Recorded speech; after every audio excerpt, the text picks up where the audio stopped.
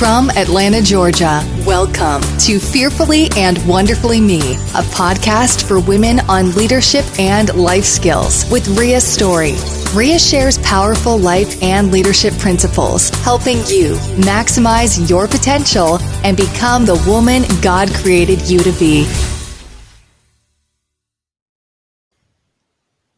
Hello, everyone. Welcome to the first episode of 2023. Today's episode is all about the 7 beliefs that aren't serving you. And this is really powerful, I think, at the beginning of the year, because this is a natural time to be mindful of a new start, a new beginning, new choices, new habits, and new actions. And what better way to incorporate all of those things than new ways to break outside of limiting beliefs. So here we go.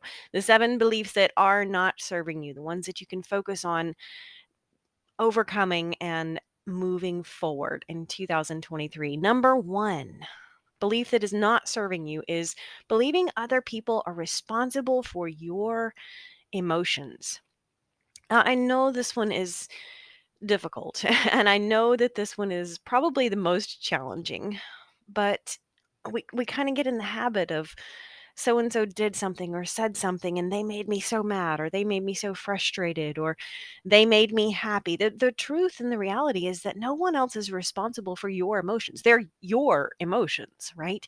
They're the emotions that are triggered and by the things that happen, and really it's an emotional choice, right? The decision here is, do I let that emotion drive me or do I drive it, right? Who's in the driver's seat of your emotions? You are.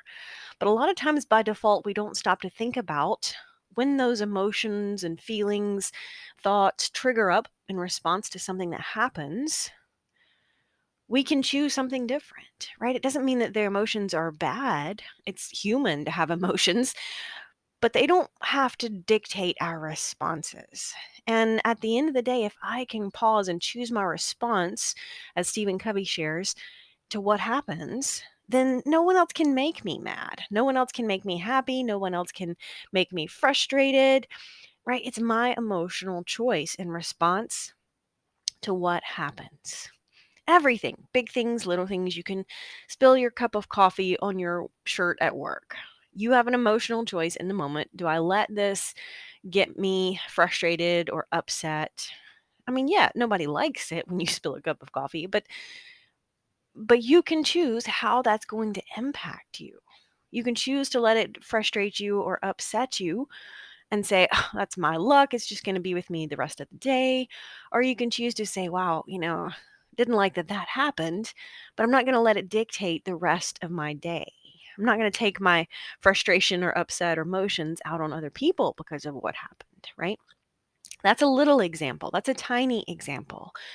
But big examples are the same. Big situations are the same way, right? We always have that choice in the moment. How will I respond to something that happens? Let's say someone does something that you don't like. You still have an emotional choice of, am I going to let this emotion that bubbles up dictate how I respond? But at the end of the day, that's the number 1 belief that is not serving you, is believing other people are responsible for your emotions.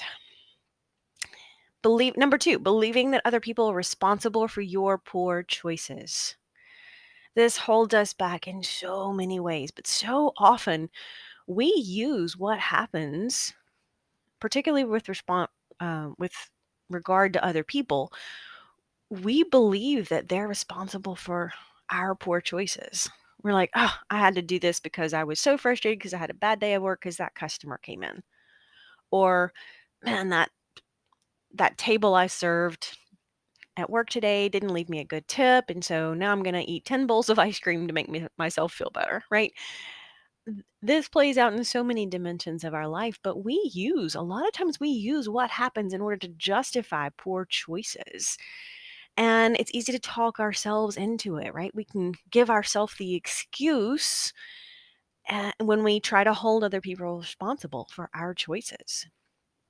Um, the reality is that that this does not serve you. Believing other people are responsible for the choices that you make. They're your choices, right? Good, bad, positive, negative, indifferent, or impactful. They're your choices. And at the end of the day, you get to choose them. But you can't hold other people responsible for the choices that you make. And this is so powerful. I just want to say that over again, because when you make a choice, you also must accept the consequences of that choice, positive or negative, right? Positive or negative. Every choice, every decision point comes with it consequences that are either helping us move forward, increasing our influence with ourselves or with others, and moving us closer to success in life, or not. They're taking us further away. It really comes down to being intentional with our choices, right? And it doesn't mean we always have to make the best choices. We won't always make the right choices, physically or emotionally or socially, but being intentional with our choices, and recognizing, if I make this choice, it comes with this consequence, positive or negative. And sometimes we don't know all of the consequences, right? But most of the time we have a pretty good idea if this decision is moving me forward in life or not. Number 3, believing other people responsible for your problems. There again, it's I think it's Hal Elrod who said, "The moment I take responsibility for everything is the moment I can change anything." But so much of the time we want to externalize the blame for our problems, for our situations. And this could look like blaming your boss because you didn't get a promotion at work, right? That's going to hold you back, because as long as you're blaming that boss that you didn't get the promotion, you're not going to do anything different. You're not going to change how you act or how you increase your influence at work. And as long as you're blaming that boss, you'll never do anything to move yourself forward, right? But it's your problem. And ultimately, it's very likely that our circumstances, to a large degree, have been impacted by choices and actions and decisions that we made in the past. So if you're not moving forward at work, you're responsible for changing that. And maybe changing that looks like finding a different job if you truly cannot get ahead in the organization you're in because of the limitations from the culture or your boss, or maybe it's a poor leader, but you're responsible for whether or not you continue to work for that organization or that terrible leader, right? Not everything that happens is under our influence or our responsibility, but we're always responsible for how we respond to it, right? Responsible. Number 4, believing other people are responsible for your dreams. No one else is going to fight as hard for your dream as you should, because it's your dream.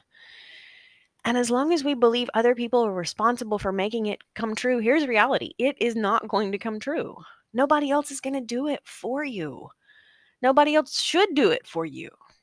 If you have dreams of somewhere or something that you want to change, improve, or obtain, it's up to you, right? If you're believing that other people are just going to wave a wand and make it happen, it's never going to happen. And most of the time, what we want is possible if we're willing to put the work in, if we're willing to put the sacrifices in, if we are willing to make it happen. Well, it doesn't mean it's going to be easy. It's probably going to be hard. It might be harder than we think. But no one else is responsible for your dream, whatever that is, personally or professionally. If you want to get healthier in 2023, what would that look like? What are you going to do? Stop waiting around on your doctor to give you a different prescription. Do something to take control of your health. If you want to grow your business in 2023, what do you need to do differently to make that happen? If you want to move ahead, if you want to obtain something, if you want to be somewhere different come January of 2024, you've got to do something different. Number 5, believing other people responsible for your success. This kind of tags on to number 4, right? It's not just that other people are not responsible for dreams, but they're not responsible for our success. And there again, it kind of comes back to focusing on what you can control in the situation. There are always going to be things you cannot control: other people, other circumstances, things that happen. You cannot control much of what happens in life, but you always have the ability to focus on what you can control. And that's your circle of influence. That's what you can focus on. That's what you can do. And when you start focusing on what you can do, you find that you can do more of it. Number 6, believing other people responsible for your results.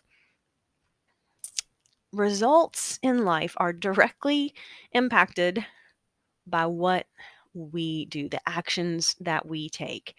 And there again, you could relate this to physical, right? Don't wait around on someone else to be responsible for your healthy eating habits.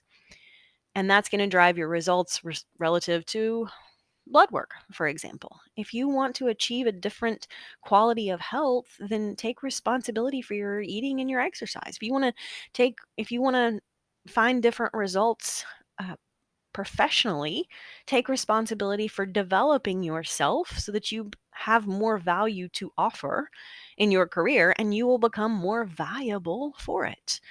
But that looks like the not fun things, right? It looks like developing yourself, reading something on a regular, consistent basis every single day. What are you doing to develop yourself so that you have more options and opportunities in life? Because that's what's going to move the needle forward when it comes to results, right? Looking at the daily, consistent things that you can take responsibility for. Stop waiting on someone else to do them. And number 7, believing other people are responsible for what you do have and become in life. And there again, it comes down to sitting around waiting on someone else to do it. It's never going to happen. No one else is responsible for what you do in life. Nobody else can make you choose to stay on the career trajectory you're on. You get to choose it. Now, those choices come with consequences.